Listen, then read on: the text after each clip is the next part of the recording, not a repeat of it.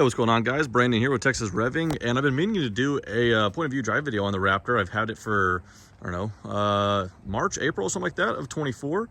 So had plenty of time, so finally going to get around to it. Now I did a quick one off-road, which is way more applicable for this truck, but you know, as it goes, most of your miles are going to be on the road, whether we like it or not.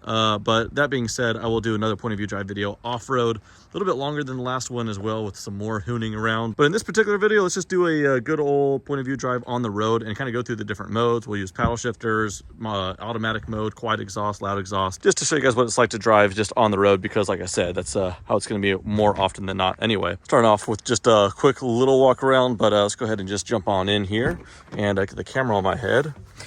First off, we'll go ahead and start it up.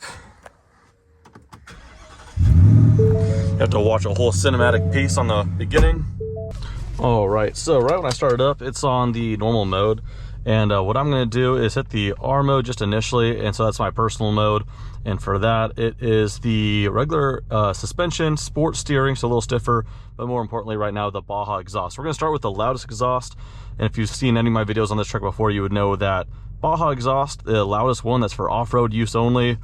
I'm surprised they even have to put that. Maybe it's a legal thing, but it's actually pretty quiet. Quiet maybe is the wrong term, but I guess just compared to other Ford performance vehicles like the GT500 with the same motor and all that stuff, it's just not that loud. As we get driving later on, we'll experiment with, like, you know, rolling the window back a little bit, try to get a little bit more exhaust sound in here, but I will also go into quiet mode, all that kind of stuff. But right off the bat, we're going to go into the drive mode that I do on a day-to-day basis on the road, and that's what it is. So let's go ahead and just get driving here. Now the funny thing though is the roads we're gonna be driving on, the Raptor R is not the first set of keys I would have picked for the drive, but I thought it'd be kind of fun and engaging because it's a windy road, so really fun in the Shelbys.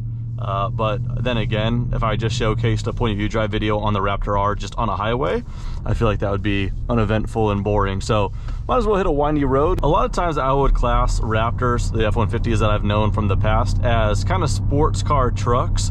The Raptor R, for bittersweet, I suppose, is not as much that. The power is very much so muscle car, but the suspension's so good that it just rolls a lot, like all Raptors have, but this one in particular is just the softest, and I don't know, just seems like the longest travel, to me anyway, from the seat of the pants. So going through the corners here, yeah, this isn't a windy road type of vehicle, but it adds a lot to it in the fact that it pitches so much.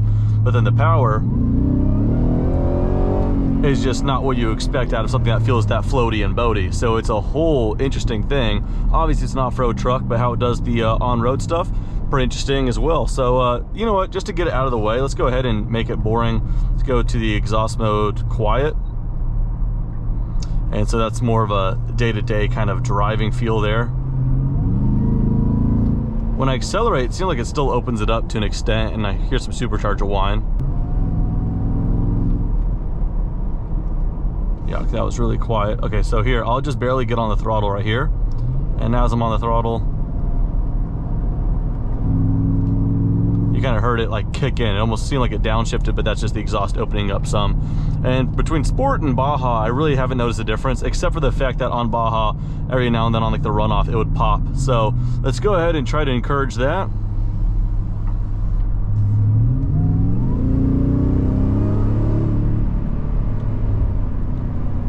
That's not gonna do it right now. Let's go ahead into head into manual mode. By no means a dual clutch, but scratches the itch just a little bit.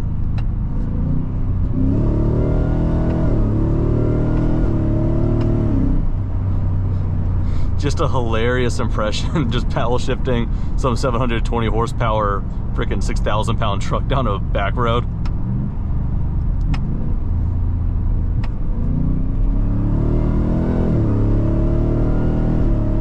I still haven't been wide open throttle, just so you guys know.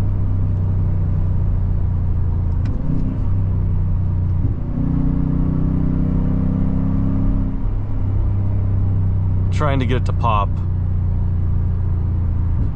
Oh, there it goes. Just a little one. Hopefully it picks up on the mic. But sometimes it's like a gunshot, and this is totally stock exhaust. And in case I haven't mentioned it, being the normal mode, we're in 2 high. And it is so much fun though. So in 2 high, obviously the way you're going to be driving around on the street day to day anyway, on the highway and all that good stuff. You have this heavy truck with a lot of horsepower, but still a truck, and so the rear is very lightweight relative to the rest of the truck. So you got all that horsepower all going to the rear wheels, and so it lacks traction every now and then, especially if it's you know, wide open throttle or if it's damp outside. The traction management system is obviously really good, so you know, not too sketchy by any means, but it makes it really lively, and so just a lot of fun. The way I would summarize this truck though is, if you know Raptors because you've had one before, you know someone with a Raptor, it's that way everywhere else besides the power, which is to say it's very dailyable, it's comfortable, it's a smooth ride, the way it off-roads is amazing. What you get when you go to the R, totally being honest here, is diminishing returns. I'll go ahead and close this up for now and go back in automatic.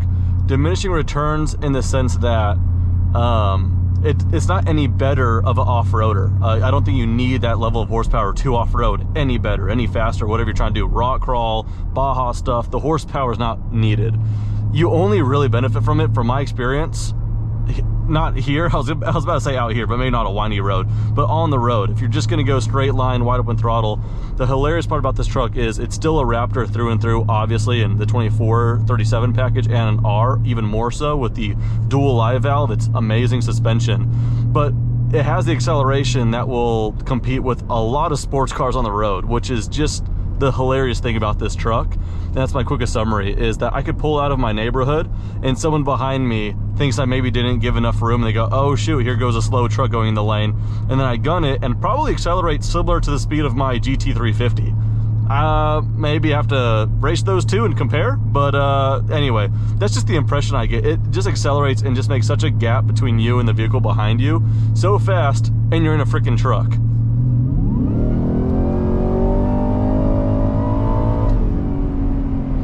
For having 10 gears, that one held on quite a bit, but that's the thing. When I drive the GT500 out here, the new one, I love the paddle shifter. 7-speed dual clutch, I'm always paddle shifting. This is not, just totally being honest here, this is not a vehicle I am that motivated to use the paddle shifters on. There's 10 freaking gears. And as far as the transmission response, not awful, but definitely not sports car levels of, you know, transmission responsiveness here. So downshifting, not bad. And then the shift itself is fast on the upshift, but the delay from pull to shift is a little slow. Kind of moving my hand out of the way to exaggerate that. Downshifts really crack off pretty well, to be honest. They're kind of surprising.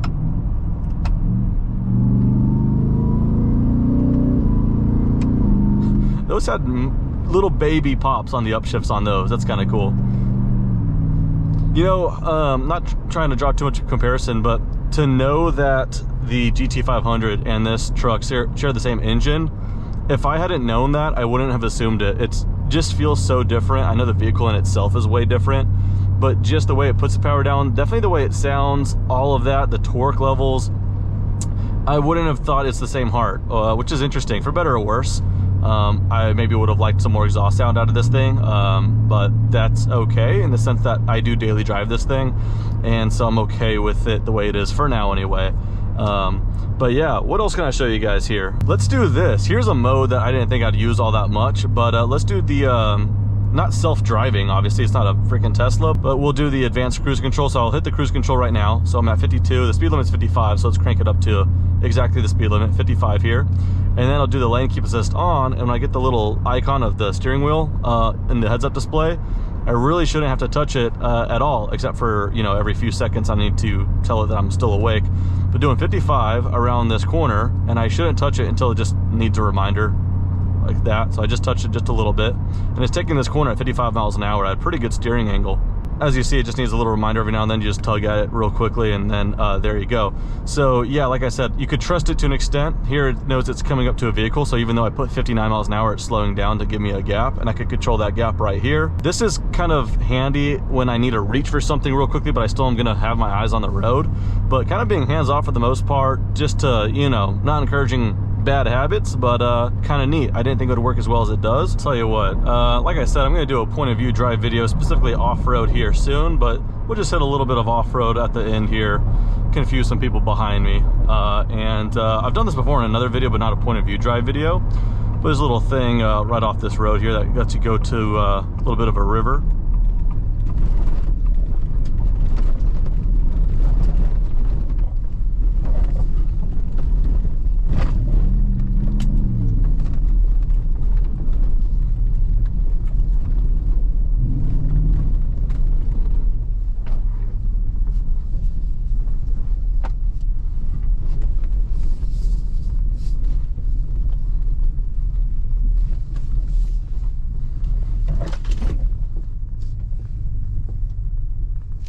Just like that, we went from the highway to in this little creek, so that's kind of fun.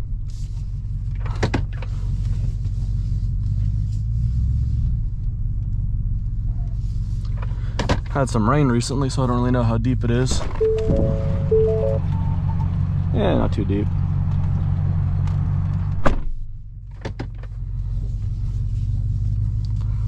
Probably make for a cool picture. I got to do that one of these days.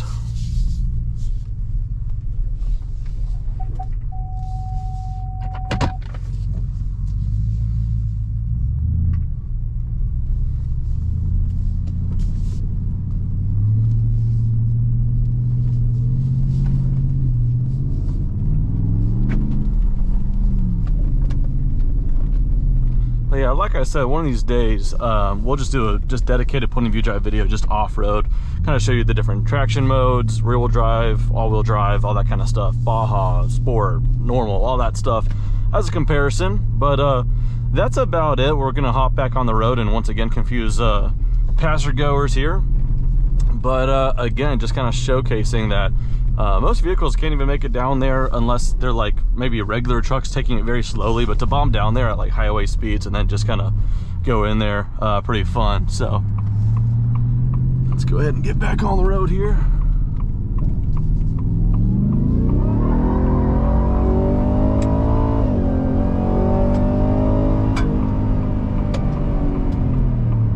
That's the first time in the whole video I went wide open throttle finally.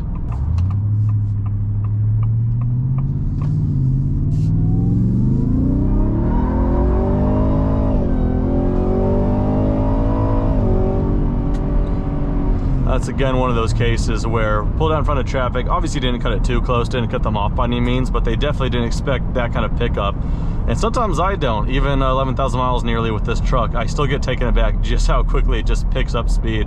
That's with traction all on, by the way, and it was still kind of squirreling a little bit, and that's a lot of fun. All right, and well, hopefully the footage is good, kind of experimental. Haven't really done a point of view drive video in a hot minute, not on a truck anyway, so hopefully that will suffice. And like I said, ideally, just the kind of purpose of this truck, it's way more, makes a lot more sense to showcase it off-road. And so on the road, it's hard to make it not boring. It is a truck at the end of the day. Not that it's boring to drive, but for a video sense, point of view, I don't know, hopefully it was entertaining, but we'll do it again off-road here very soon. But that does it. Thanks so much for watching. See you guys next time.